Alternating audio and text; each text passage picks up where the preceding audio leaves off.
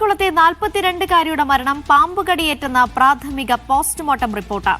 ശരീരത്തിനുള്ളിൽ വിഷാംശ സാന്നിധ്യമുണ്ട്. ആന്തരിക അവയവങ്ങളുടെ സാമ്പിൾ വിദഗ്ധ പരിശോധനയ്ക്ക് അയച്ചു. പാമ്പുകടിയേറ്റ ലക്ഷണങ്ങൾ ഇല്ലെന്നായിരുന്നു ആശുപത്രിയുടെ വിശദീകരണം. യുവതിയുടെ മൃതദേഹം ഖബറടക്കി. ഫൈസൽ അസീസ് വിവരങ്ങൾ നൽകും. ഫൈസൽ, യുവതിയെ കടിയേറ്റ ഉടൻ തന്നെ ആശുപത്രിയിൽ എത്തിച്ചിരുന്നു. പക്ഷേ ആശുപത്രിയിൽ എത്തുമ്പോൾ സലീനയ്ക്ക് പാമ്പ് കടിയേറ്റ ലക്ഷണങ്ങൾ ഇല്ലെന്നായിരുന്നു നേരത്തെ ഈ അധികൃതരും ഡോക്ടർമാരും ഒക്കെ തന്നെ പറഞ്ഞത്. പക്ഷേ ആ വാദത്തെ തള്ളുന്നതല്ലേ ഇപ്പോൾ പുറത്തു വന്നിരിക്കുന്ന ഈ റിപ്പോർട്ട്?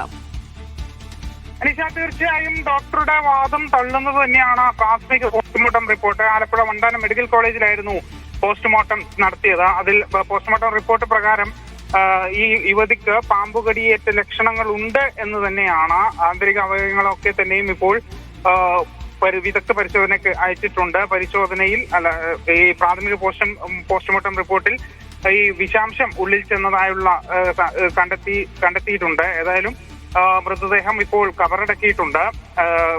കായംകുളം ജമാഅത്ത് ഖബർസ്ഥാനിലാണ് മൃതദേഹം കബറടക്കിയിരിക്കുന്നത്. ഏതായാലും വിദഗ്ധ പരിശോധനയ്ക്ക് ശേഷമുള്ള റിപ്പോർട്ടും കൂടി നിർണായകമാണ്. അനീഷ.